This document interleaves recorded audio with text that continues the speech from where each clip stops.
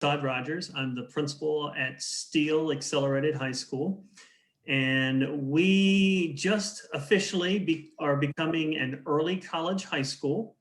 Now, if you know anything about Steele, we've had a collegiate academy for years where we've had students coming through and taking dual credit classes at Steele for years. But now we're moving to becoming an early college high school. And we're really excited about it. We're starting next year with our freshman class. Audrey, could you go to the next slide? And as you can see here, we're going to start next year with our freshman class. They're going to be early college high school. The next year, 22-23, our freshmen and sophomores will be early college high school. The next year, we'll do freshmen, sophomore, juniors, and then by 24-25, all grades at Steele will be early college, and we will be a full early college high school starting that year. So we're going to bring it in 1 year at a time. So next year's freshman class is going to be our first early college high school, and this is so exciting. By becoming an early college high school, our students are going to be able to come to Steele and in 4 years earn their associate's degree, which means 60 hours of college. But the great thing here is with early college high school, it's free. Free tuition, free textbooks. That's first 2 years of college for free. And if you look at that last bullet, looking off of the state of Texas is averaging, that's over a $51,000 scholarship. And so it's all the classes and the textbooks, everything is free. And so we're really excited about this, where students are going to be able to come to Steele and earn their associate's degree. Now, here's the real fun part. The students finish their associate's degree 2 weeks before their high school diploma, before their graduation. So their college graduation is 2 weeks before their high school. So for 2 weeks, they have their associate's degree from college, but they still have to wait 2 more weeks to graduate from high school. So we think that's kind of funny. This year in our collegiate academy, we have 14 students who are graduating with their associate's degree. With this early college high school, we're excited about expanding and seeing even more students graduating with their associate's degree. With this, we partner with TCC, Tarrant Community College, and students we have a whole set schedule for students to work on during the 4 years to do their 60 hours and all. So it's a partnership between Steele and Northwest ISD and TCC. And at Steele, it's really nice because we have built-in supports for our students. One of the things Steele, almost every teacher at Steele is GT certified or GT endorsed. And so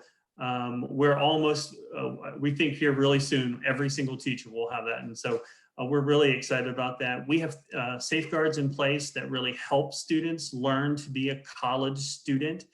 While they're at Steele, they get all the advantages of being a high school student and being a Northwest ISD student, but they're also a TCC student. So they have all the benefits, tutoring, counseling, everything, career counseling, college counselors that will help and advise them. So they get all those resources too.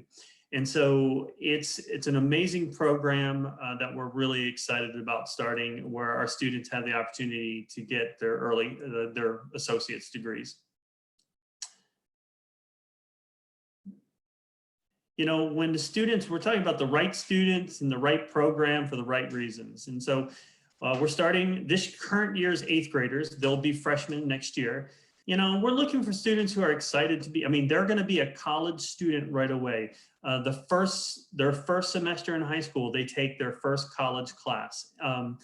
And, you know, we're looking at students who are wanting to get that college degree. One of the things that we do at Steele, we're a small high school, and we very much have a small college feel. When you come to Steele, we really work on our students becoming college students and really have that small college environment. And we like to say early college high school is their varsity sport. That's what they're working towards, getting that associate's degree. And the nice thing is, you know, they've got teachers all there working with them, and it's a partnership. It's a partnership between the student, the teachers at Steele, the family. This is a family all together, and then also to TCC, and we're all supporting that student, helping them and working towards trying to get their associate's degree by the time they finish high school. You want to go to the next one? This is a little bit of what this is just kind of an idea of what a schedule could look like. So if you look at vertically, there's ninth grade year, and they've got their English, math. They may be taking Algebra 1. They may be taking Geometry pre-AP. I think we have a student next year coming in taking Algebra 2 pre-AP as a freshman. Or honors. We've got the biology, the world geography, the Spanish. You'll see right there that freshman year, they will take 3 college classes. In the fall, they will take the education, the EDUC 1300. That's a learning frameworks class. And that's a class that they learn about how to take classes. It's a college class that they take, and they learn how to take college classes. They learn about Canvas and platforms, different platforms for learning in college.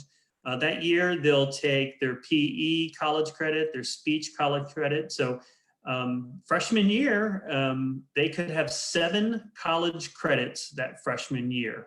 And so then their sophomore year, you can see here the college classes are highlighted.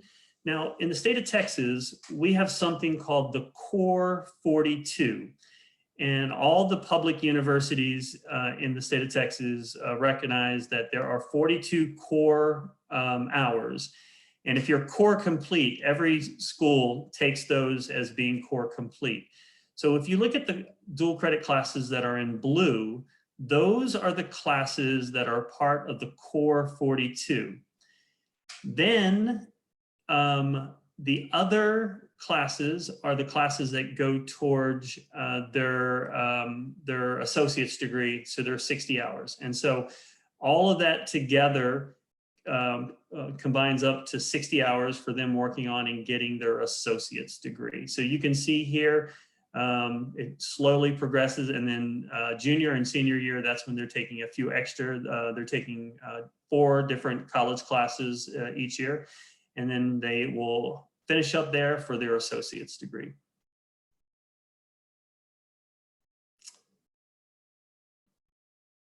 We talk about, you know, students wanting the right program. You know, the 60 out, the associate's degree for free is awesome. But we're looking for kids who are who are wanting to have what we say that competitive advantage. They want to get ahead and graduate with their associate's degree. You know, we've got students who are graduating from Steele with their associate's degree. They're going off to college. They're finishing their undergrad in 2 years. They're doing their master's, and within 4 years, they've got their undergrad and their master's done. We've got students who are really focused in on their future. They're not just focused in on just their degree, but also their passions. I've got a student last year, and I've got 2 students this year that are all wanting to be pilots.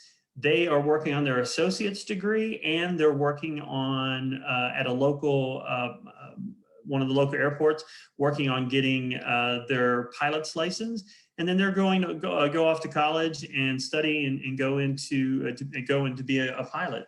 We have students who are interested in the medical field, students who want to be teachers, students who are interested in business. We have students who have a wide range of interests. And the nice thing is that they're working on their associate's degree while really thinking about what their passions and their interests to be able to graduate and be able to go off to college and do those. And so this is students who are coming in. The great thing about Steele, we're small, so we really get to know our students, and we really help and work with them. We have students that are doing internships. throughout the district and throughout the community, so that they're getting their college credits, but they're also getting experience through internships. And we talk about that RIGHT program. Again, competitive advantage. We work on academics. Steele has the highest number of students or students earning industry certifications. We have students who are Microsoft Masters, and they're getting their Adobe certifications. We have a lot of industry certifications at Steele. Students are doing internships. They're doing community service, leadership. They're working on, we have students who are in the honors program with the community college. We have a very supportive campus, really helping students focus in on getting that four-year college degree.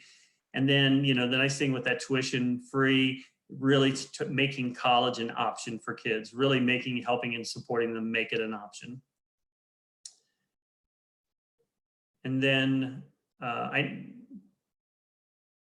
again here, just talking about students who are very academic focused. At Steele, we have fine arts, we have theater, we have art, we have debate. We don't have a marching band, but we do have a Steele band where our kids play in the band and sing and also we have that. We have a leadership class, student government. So we have a lot of things and then we're working on doing, we do not have UIL sports, but we are working on having intramurals. And so just like a small college would have intramurals programs, we're working on having an intramurals program for our students at Steele. Just to let you know, we're really excited. Steele this year has a national merit finalist. And so we're really excited that we have that this year. This year too, talking about acceleration, we have a student this year. She is accelerating and she is going to graduate in 3 years with her associate's degree. And so she'll be our first student ever to do that, but it'll be next year. She's finishing up her second year this year, but she's on pace right now to finish and accelerate and graduate in 3 years high school with her associate's degree. So we're really excited about that for her. Audra, next one. So just here to let you know right now, we already in the fall did our first round of recruitment. We're just finishing up our second round of recruitment right now. If you go to the Steele website, at the top right, we have early college high school. So if we have any students who are current 8th graders, we are still accepting for students to apply for Steele Early College High School.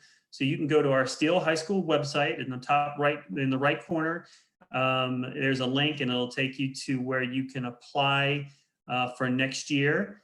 And yep, right there, as you can see in that circle, if you click on Early College High School right there, and that'll take you to our Early College High School page. And there is a link there where you can apply for Early College High School next year. And if a student is in 7th grade this year, in 8th grade next year, students are going to learn in 8th grade in their CCR class about Early College High School. And if a student is in 8th grade next year and wants to apply, we will have applications available in the fall for students to apply for Early College High School for the next year. And so we're really excited about Early College High School and the options that brings for our students in our district.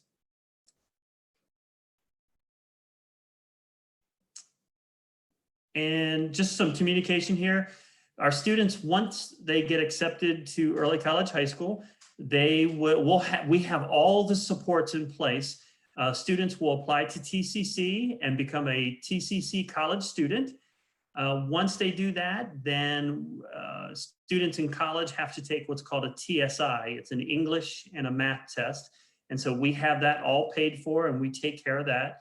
In the summer, we have a 2-day program just to help get students ready for college classes. We have an early college facilitator. Her name is Kendra Langston, and she helps guide students through this. We have a counselor at Steele and myself. We're all there to help and support students as they go through and get ready to take college classes. So everybody there helping and supporting students. Ken, Audra? And then that's it. That is Steele. Any questions? I just, I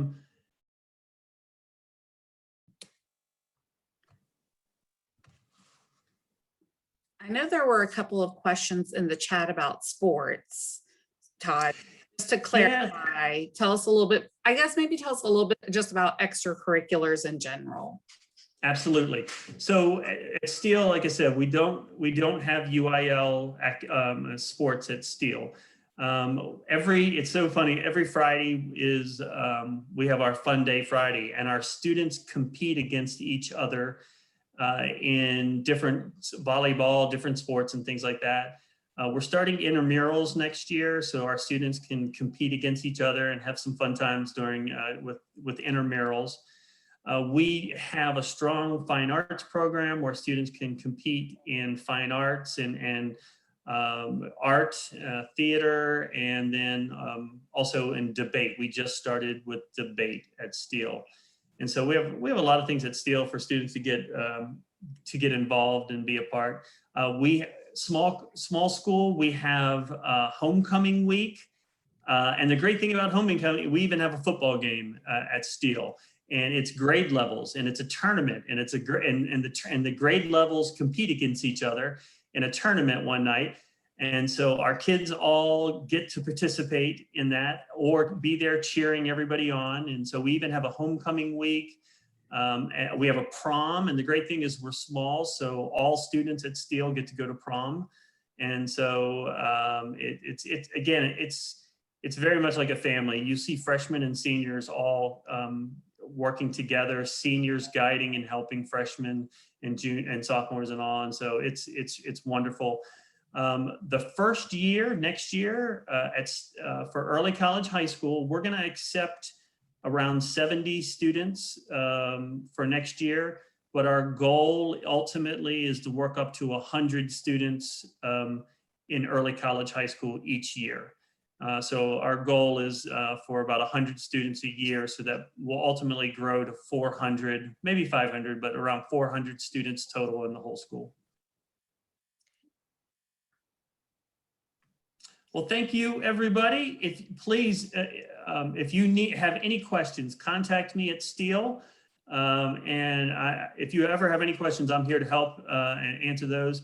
Just today, I Zoomed with a parent and their child, and they're a 7th grader. And so they were asking not for next year, but the year after. And so we're always, if you have any questions, always here to help and support. Thank you, Todd. I love that you have a student who is figuring out how to accelerate within an accelerated model already. So that's pretty impressive and very motivated. She's amazing. She got her Microsoft Office, her Microsoft Master in her freshman year. Now she works for the student help desk. So when our students in the entire district call into the student technology help desk, she is working and getting paid and taking care of everything. And she's going to finish her associate's degree in 3 years. It's amazing. That's awesome. All right. So let's move into another form of acceleration, and that's math acceleration in elementary. And joining us, we also have Courtney Baker. I don't know if she's on your screen right now, but she's here with us. She is our math acceleration specialist, and she's going to share a little bit about what her class looks like in a few minutes. But I'm going to kind of give you all the groundwork, the foundation first, because, again, how do I know if my student needs to be accelerated in math? And so these are some of the characteristics that if a student is showing either at home or in math class, this tells us that, okay, this kid is like, not just likes math, not just loves math, but like is almost obsessed with math. You know, kids who can solve the problems, and when you say, oh, well, how did you figure that out? They just look at you like, I just knew it. Like, I can't really tell you why, I just know it intuitively. They're good with doing, you know, computations. They don't mind, like, if you give them a tough problem, even though there's not necessarily a solution or an obvious solution, they don't mind working on it. Like, they are invested because there may not be a solution, but they're going to find one for you. Just being really sensitive to patterns, and seeing a pattern like in the world around them, being able to take something that's unfamiliar and abstract, but, you know, to translate it into something that's more familiar. Just being non-traditional and unusual in a lot of their mathematical abilities. And then to kind of add on to that, outside of just like math characteristics, students who we are seeing as being successful with accelerating in math, they enjoy being challenged.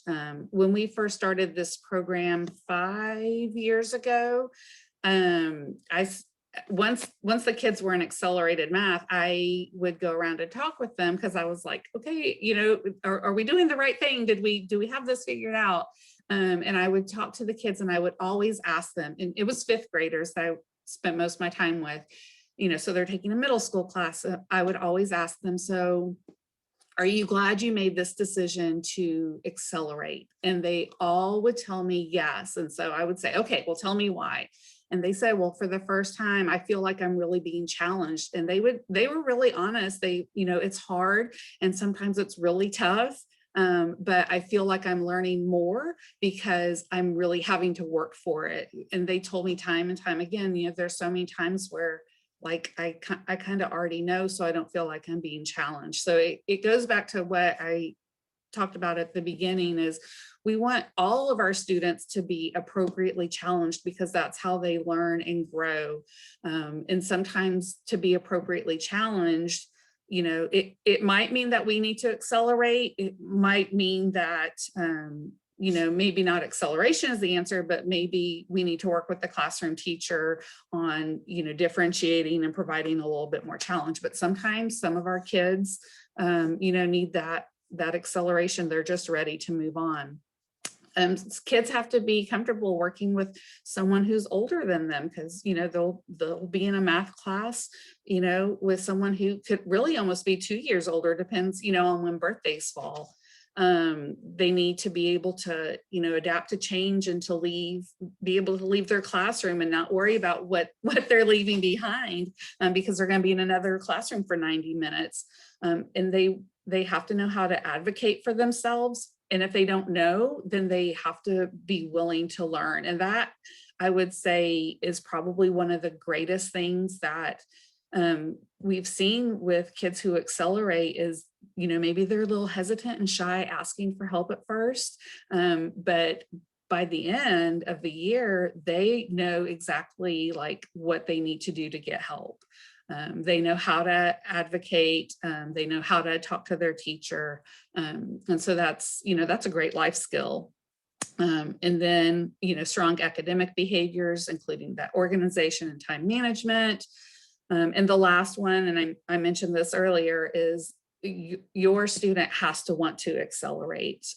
If it's something that like you're wanting as the parent, you know, that's important too, because obviously your student's going to need your support, but they have to want to do it, because if they don't want to do it, then, you know, when they're faced with those challenges, they're going to, you know, take a step back and say, well, you know, I didn't really want to do this anyway, so I'm just going to kind of give up. And so, and we've seen that happen a couple of times.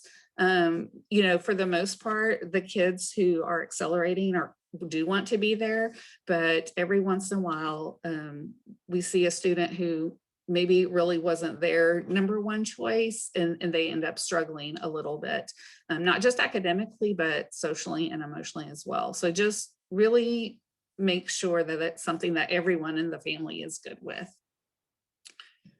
Who is this program intended to serve? High achieving and gifted math students. I think I saw someone post earlier in the chat. This is not something that is just for our identified gifted learners. This opportunity is open to any student who, like I said, meets those criteria, who's in first grade or above, and who they'll have to take a credit by exam this summer. And as long as they make a 90 or higher, they've met the qualifications. When we look at students who are being successful, then they have usually taken a COGAT and scored in the 90th percentile and on the quantitative part of that test. And what that tells us is they just have a really strong aptitude for math. And that's kind of how their brain thinks. It thinks mathematically. So those are the kids who tend to be successful. But it's, like I said, it's really open to anybody, whether you're an identified gifted learner or not. And then, like I said, the self-motivated student, that's really who's going to be successful here. So now that you kind of know what the student looks like, here's what their pathway, well, two different pathways to show you.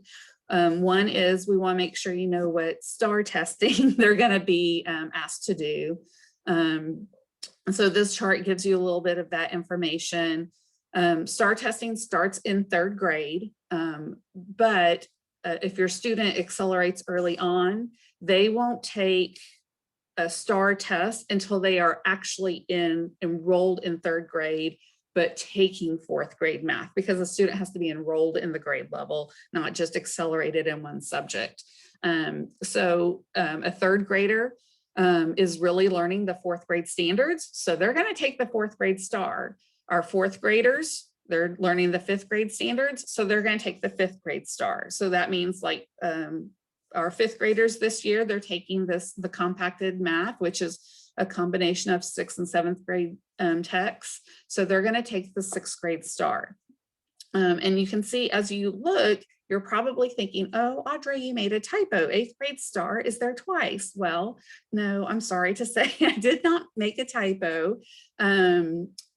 As an accelerated math student, a 6th grader would be taking 7th grade advanced math. It's kind of like, if you're my age, it was called pre-algebra way back in the day. And that's 8th grade standards. So there's an 8th grade STAR. So they're going to take the 8th grade STAR. But the state of Texas, in all of its wisdom, has also said all 8th graders should also take the 8th grade STAR. It doesn't matter that they've already taken it, but they get to take it again. So that's why it's on there twice. But that just kind of gives you an idea of what the testing would look like, because that's important to consider too. You know, your student's going to have to take an above grade level STAR test or EOC exam. EOC is end of course. And then in terms of, okay, well, what actual classes would they be taking? This chart can give you an idea of that. So this first column is what grade is your student in, right? And what they would be taking. And there are really 4 kind of, I guess, pathways you could say. There's that on level, like I'm a 5th grader, I'm taking 5th grade math. I'm a 6th grader and I'm taking 6th grade math. So for the on level, that's the typical kid. That's Algebra 1 is a high school class of 9th grade. Algebra 1, that's like the average kid. Then we have that next layer is honors, or what we used to call pre-AP. It's going to be called honors starting next year. If the student decides to take honors math classes, then they're going to take Algebra 1 as an 8th grader. So there's kind of that first level of acceleration. And we have lots and lots of kids doing that.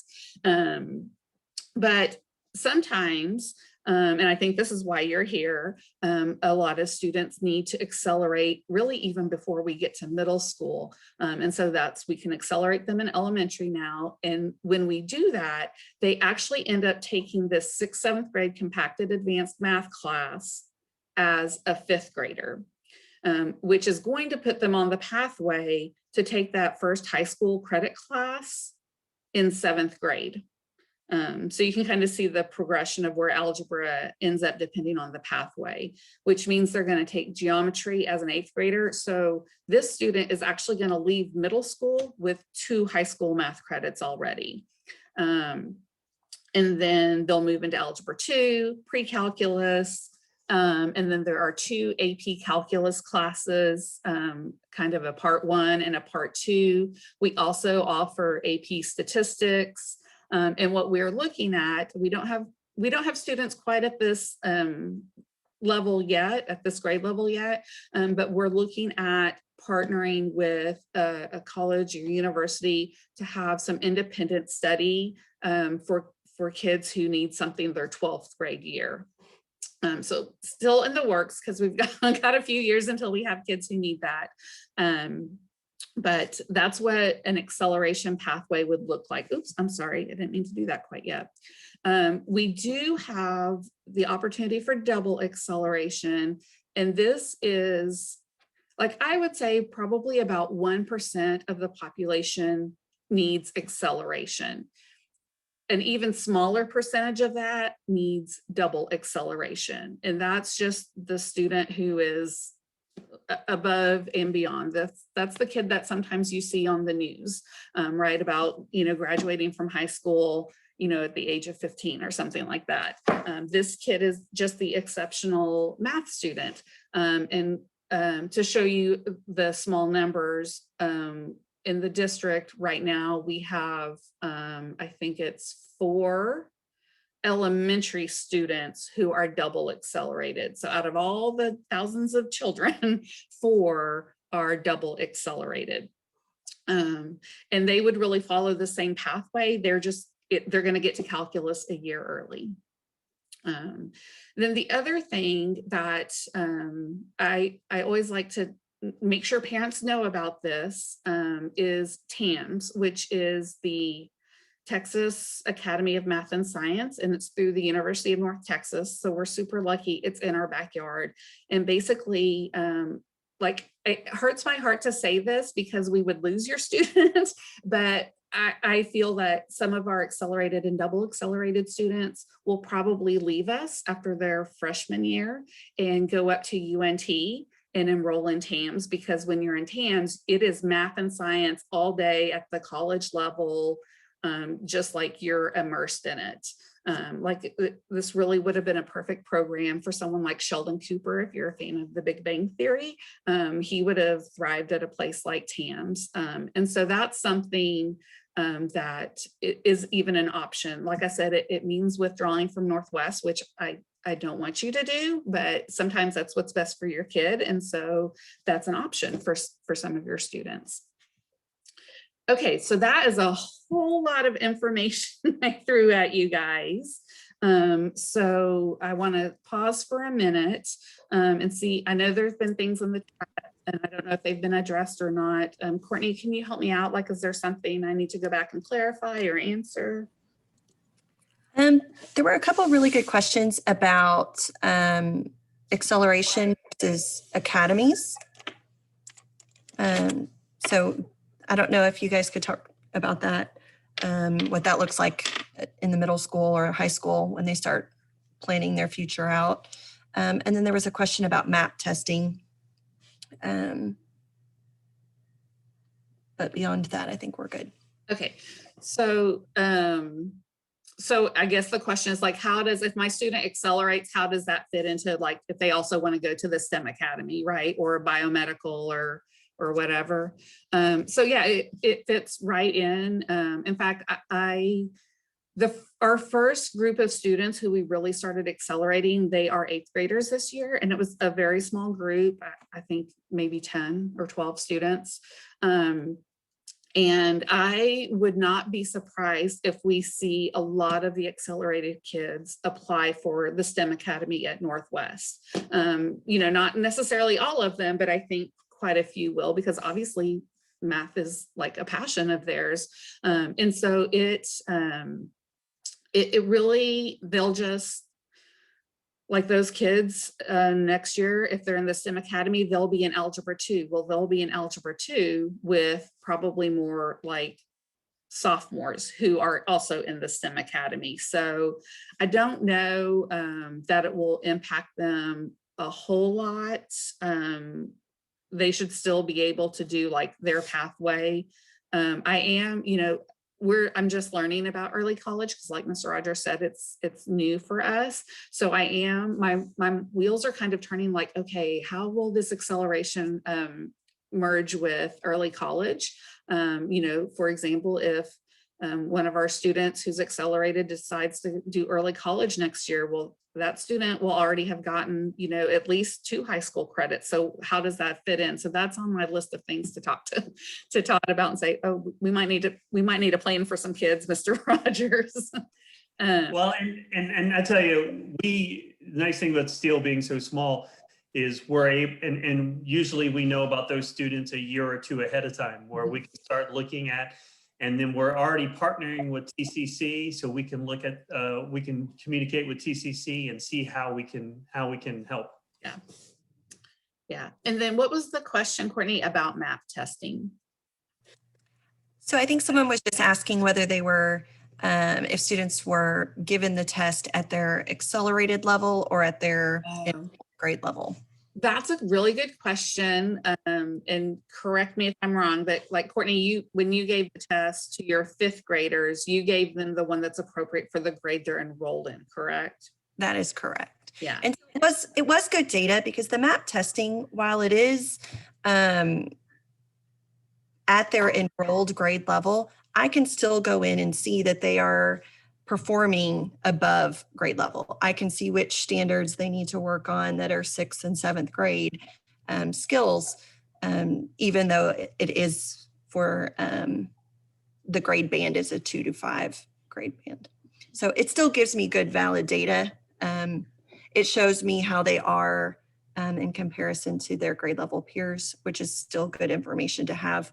But that's how I administered it.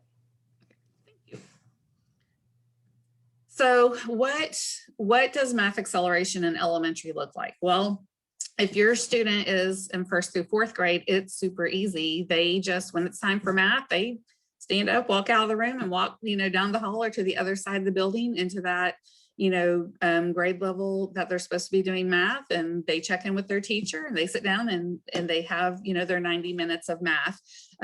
Most of the campuses who have kids accelerating, they make their schedule and say, okay, everyone's doing math at 9 o'clock because we've got kids going from 2nd to 3rd and 3rd to 4th and 4th to 5th.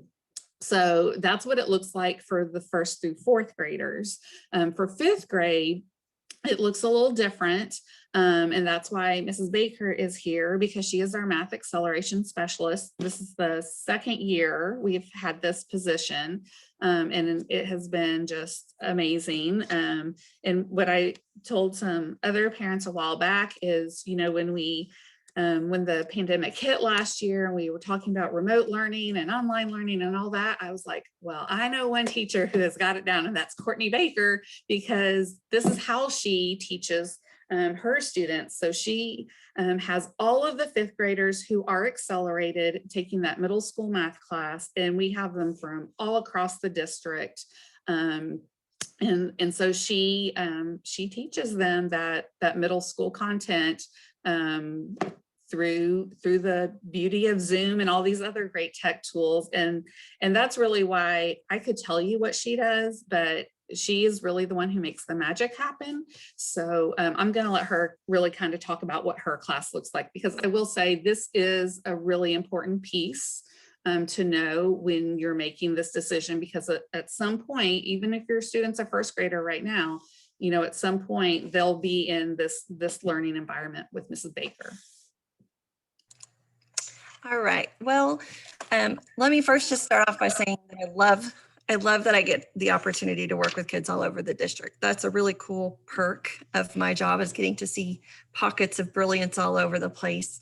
But the reason, and I guess that's something that should be said, is the reason that we do it virtually and the reason that I get to teach students across the district is because there might just be 1 or 2 kids at one campus and another couple kids at another campus.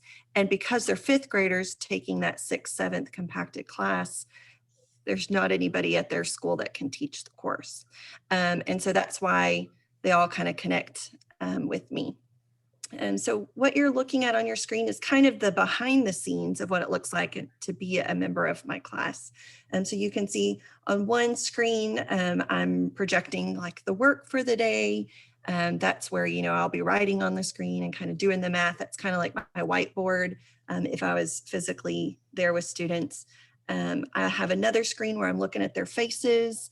I'm making sure that they're paying attention, that, there's no confused looks on their faces. I can see when they're joking, that sort of thing. And then the third screen is the most important one.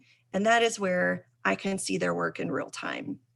So even though I'm not physically present with the students, I don't have them right next to me, I can still see their work and I still hold them accountable for producing quality work. I can send them a private message and say, hey, I noticed you have a mistake on this one, or wow, you're doing an awesome job. And so it provides that safety net that they're working, and they don't necessarily have to share their answers out loud all the time with everybody, but they know that I'm watching it. They know that they're going to get that feedback from me. And there's that accountability piece to make sure that they're doing it, right along with us. So that's behind the scenes. Some of the just things that I wanted to point out about our class, while it is a virtual class and we do learn through Zoom, it very much is structured like a regular 5th grade class would be. Student work is differentiated, so there are opportunities for extensions. There's, some remediation that has to happen sometimes. It follows the workshop model, so we start off, with an opening. There's a work period and we close it every single day. Students have opportunities to work by themselves and have that solo time, but there's also a lot of collaboration with peers. And one of the beautiful things about my class is that when students are in my class, a lot of times they're meeting their middle school peers for the first time. And so there might be feeder patterns that are in my class together. And then when they go to middle school the next year, they've already got some buddies from some other campuses that they've been in class with, that they've gotten to know. And so there's some friendships and bonds that have already been created, which is kind of nice because sometimes it's uncomfortable going to middle school. So to already know somebody is always a fun thing. We use breakout rooms. We have, different types of ways that we organize that, but I do believe that it's important that students talk about math, whether that's with people at their campus or, through the technology pieces, but they do get that every single day. We close every lesson showcasing quality work. So again, that's me watching as the students are working in real time, providing that feedback, and then having a discussion about the work that we've done in class. So there is that reflection on the work. Before every unit, students take a pretest so they know kind of what they're going to be learning about. They get a calendar of the unit so that they know when assignments are, so that they can kind of map out any kind of studying that they might have to do. We use digital notebooks. So there's, resources available for them. And then I stay connected with families by emailing every Friday. Parents get an update from me. Parents can see student work in Seesaw.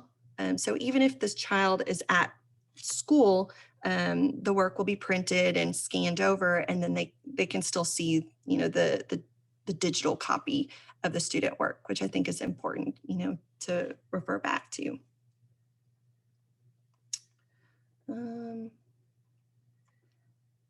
So here are just a couple other little pieces to what my class looks like. We do a lot of goal setting and a lot of student ownership. Just to kind of hit on what Audra and Todd both said about acceleration, it's really important that students are motivated. That's probably the most important part of acceleration. Yes, I want your students to have the ability and to have that, high interest. But if you're not motivated, you can get kind of in a funk real quick, because if you think about the clientele of students that I'm teaching, they're all bright, they're all intelligent, they're all really, really great kids. And so it can be discouraging if you're not a motivated kid. You can get behind really fast. and then you don't know it before I've taught it. And that feeling and that discomfort can bubble up. So it's important that students are motivated and that this is a decision that they want to make. And so it's important to be thinking about what math will look like down the road, especially for those kids that might be interested in accelerating early. Just knowing that they're going to be with me, and I'm going to do everything I can to make it a good, fun learning experience. But if learning online is not something that they have any interest in at all, you might want to have that talk now, because that might be the way of life, in a couple of years. I don't know if you want to click on any of those things or not, but there's some, like this digital student journal is pretty good. The resource doc, this is kind of a way for students to kind of plan it out. So trying to teach them those study skills that they'll need in middle school. That's a good resource. You can see there's some topics that they'll be learning about. There's some extensions, and just one way that I differentiate the learning.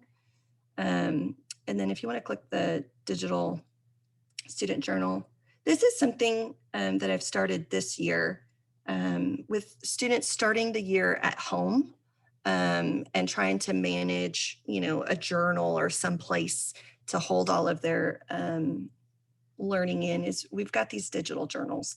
And so if you just kind of scroll through, you can see that students have access to different resources. There's vocabulary. So this would be like, a composition book that they might glue things in, if they were physically in class. There are goal setting things that are embedded in here.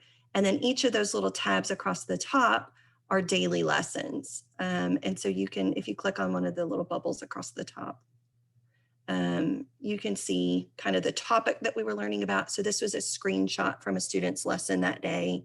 And then you'll notice in the bottom right-hand corner, it says Pear Deck Takeaway link. So every day we do a Pear Deck, which is just an interactive slideshow. But I've trained the students that that Pear Deck is really valuable notes. That's like your note taking for the day. And so at the end of class, they get this takeaway link. And that link is just a Google Doc that they can go back and refer to. And so this student that you're looking at has updated his journal, and that's his journal from the last unit. But it's a resource that's digital that holds all the work that we've done in the unit. So teaching them to be organized and tech savvy and communicate, all those little skills are embedded.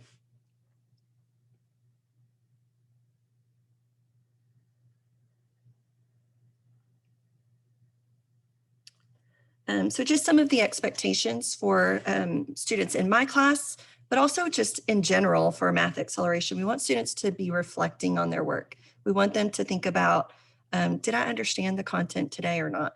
And if not, then they know that they've got some tools that they can use so that they can be successful going into the next day, reaching out to their teacher, going back to their journal, whatever.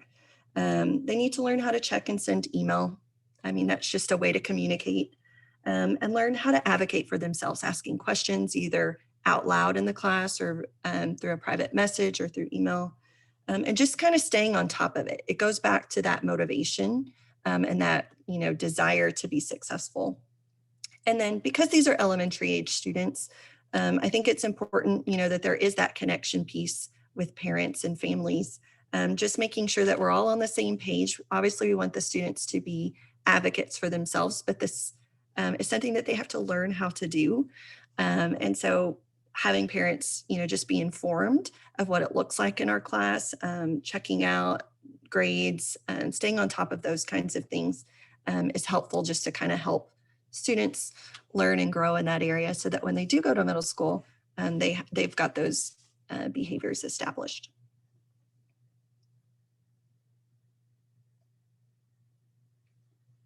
Okay.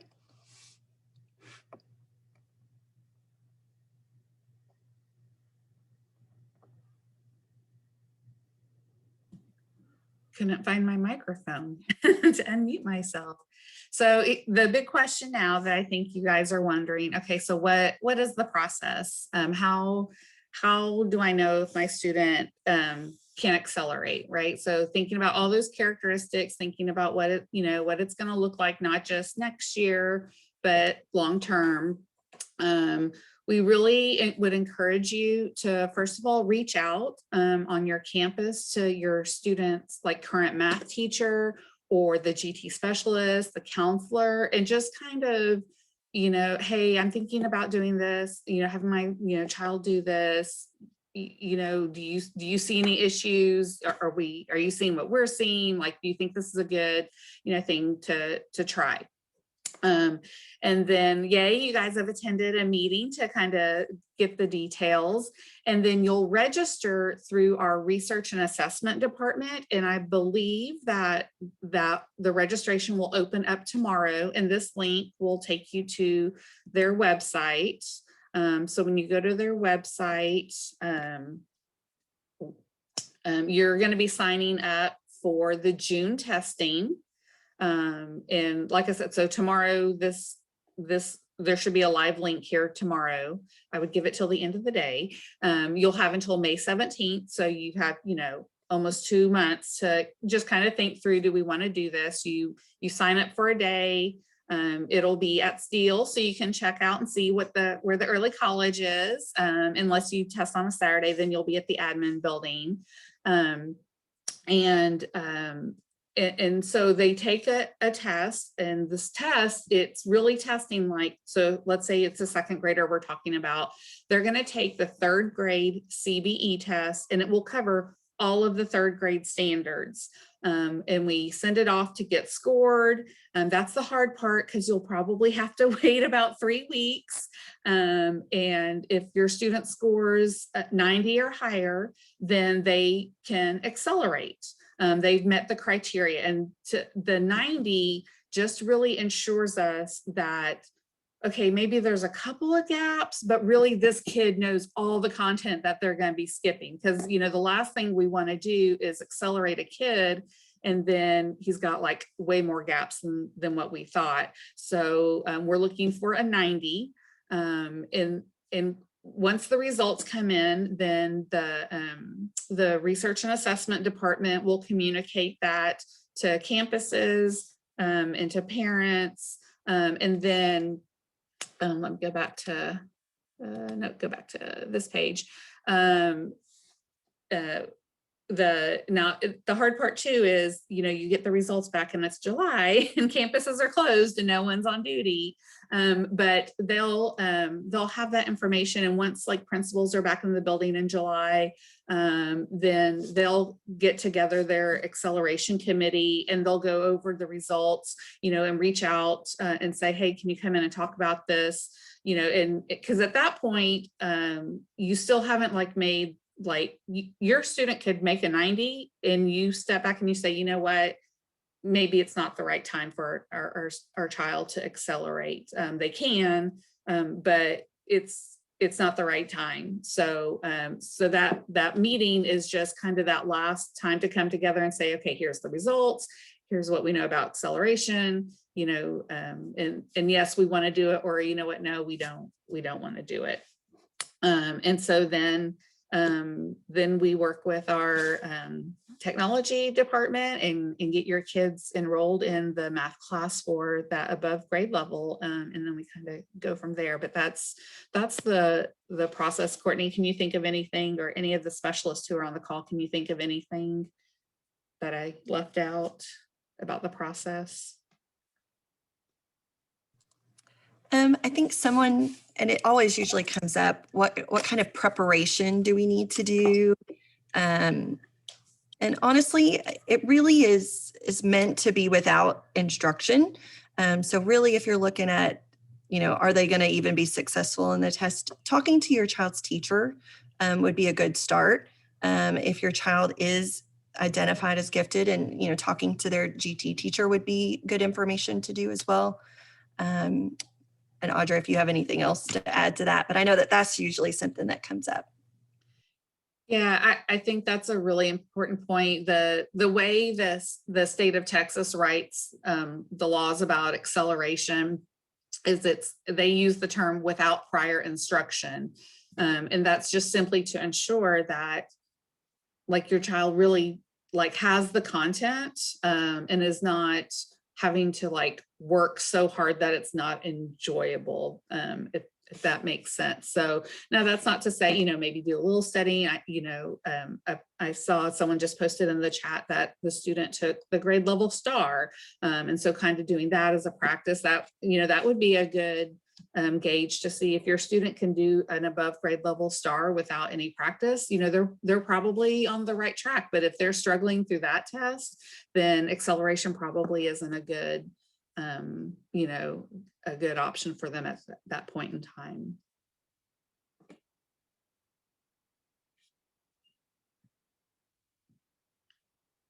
What other, I think that's really kind of getting us to the end. Actually, let me put the contact information back up. Like if you have questions about acceleration in general, you can always reach out to me. In terms about the actual like registration process and testing details, then Pam Gray, who's in the assessment department, she handles like all the logistics. So if you have a question like about scheduling or, oh, are the results in yet, she's really your go-to person. And then of course, if you want to know more about early college, then definitely reach out to Todd Rogers. I know it's something he's passionate about and he will happily talk to you about it. But what other like questions, or I know there's a lot of people on the call too who have had some different experiences with acceleration. So if anybody wants to also share some experiences, then we'd love to hear from you as well. Hey, Audra. Yes, ma'am. Hey, I think Marcy would like to unmute, but I don't think she has the capability. Oh, Oh, you have the power. I I wanted to say while you find that I love giving the kids that are taking the 3rd grade and higher acceleration test, the STAR test beforehand, just to get a handle on what they know and what they don't. If there is a concept or two that they simply haven't been introduced to, and parents, you have a chance to introduce them to that, and they get it in 1 iteration or 2 iterations, that's a pretty good sign that they're a good candidate as well. Because if they continue on to the next grade level, they're going to be sitting through a week possibly of that instruction. So if they get it quickly, that's okay, even if they missed it initially on a really STAR test. Also, if you're looking for some additional resources to assess your child, reach out to your GT specialist. We do have some things in our back pocket. Okay, it's my turn. I'm Marcy Conrad, and I'm the GT specialist at Thompson Elementary. And what my experience has been, I think of course, I love Courtney. She used to be on our team. Well, she's still on our team, but I love hearing my students collaborate with students across the district when they're on Zoom. And I just love that they have the etiquette to talk to each other and disagree. And I will hear them say, well, I disagree with you and here's why. And then after they collaborate and justify with each other, they'll say, oh, I understand it now. Thank you. Now I agree with you. I mean, those are pretty big life skills. I've seen some adults recently that cannot have a conversation or a debate without being ugly to each other. And it's really impressive to hear them talk with such grace and etiquette with their peers.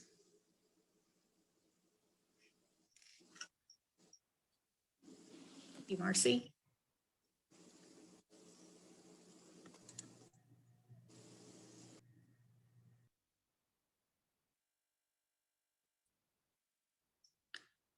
Any other questions? I will. This is Rebecca Davis. I'm the GT specialist at Hatfield.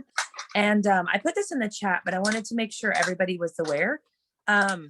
If you have a student who's a kindergartner or a first grader currently, and you're planning on them accelerating, you need to know that your child is going to have to read the CBE test to themselves.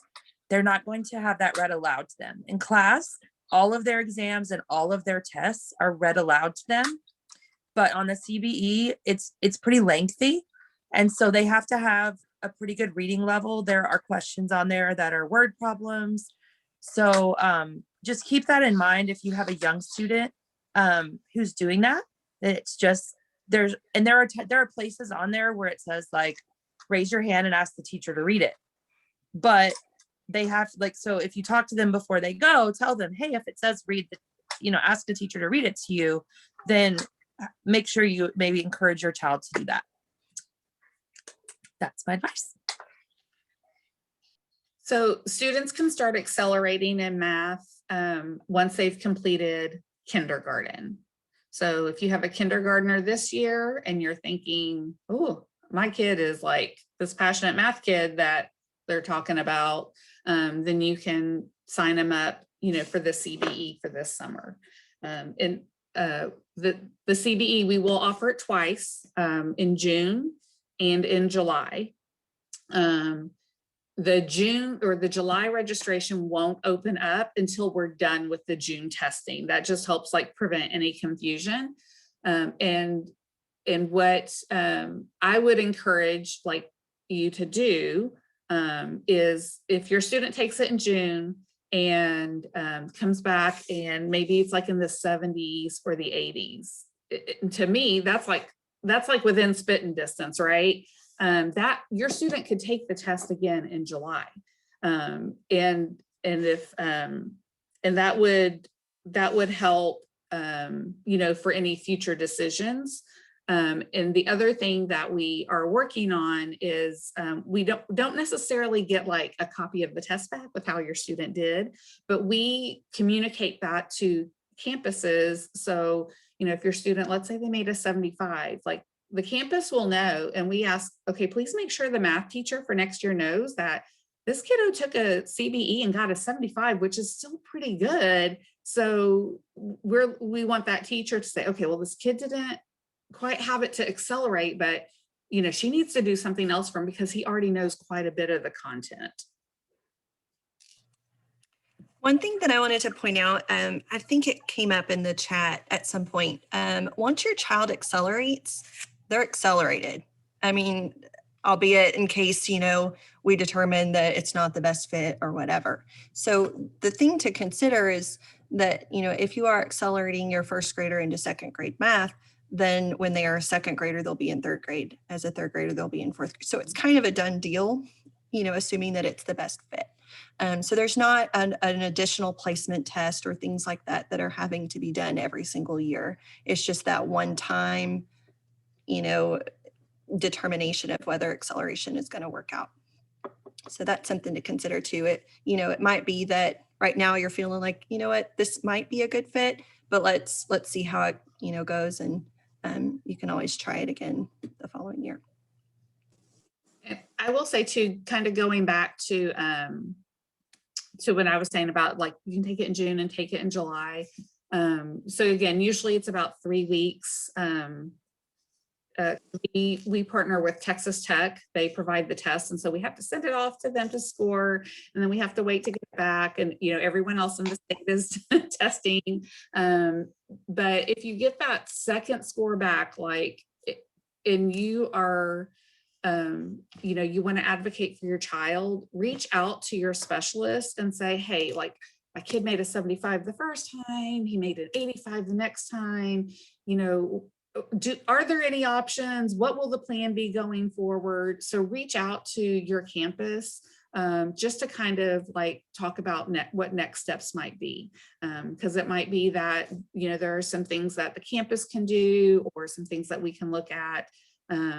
But just we want you to advocate for your child if it's what's best for your child, if that makes sense.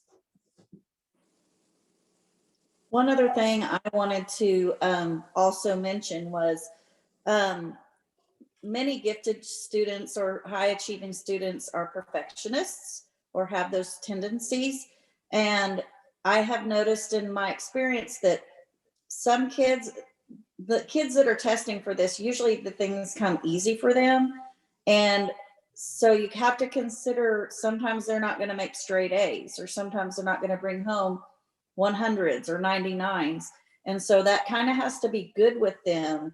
They have to be okay to struggle a little bit. So that's something to think about as well. And it also has to be okay with you guys as parents. So keep that in mind too. You know, the kids will need a little grace if they bring home a grade in math that's a little bit lower than what they're used to and what you're used to. You guys have some good questions and good comments for sure.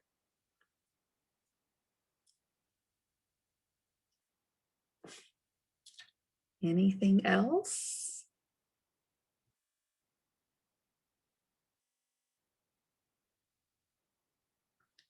Like I said, I believe the link should be live tomorrow. Maybe wait till the end of the day to check, but you'll have until May 17th. And, you know, as we've said, if you're interested in acceleration or grade skipping, definitely reach out to me, reach out to the GT specialist on your campus, reach out to your student's math teacher. Everyone is, you know, ready to answer questions and help you make what the decision that's best for your kiddo.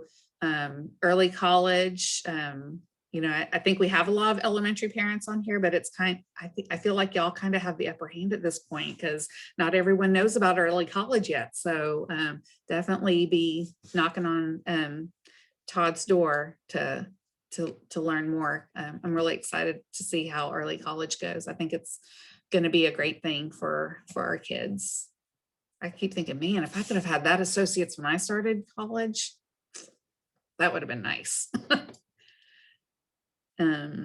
Oh yes, I do. Okay, let me stop recording.